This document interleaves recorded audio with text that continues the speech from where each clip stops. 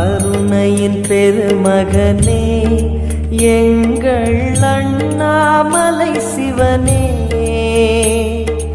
ஆடிய பாதத்தில் ஓரிடம் வேண்டும், ஆடிய பாதத்தில் ஓரிடம் வேண்டும். அருள்வாயீஸ்வரனே, அன்பே அருணாச்சல சிவனே.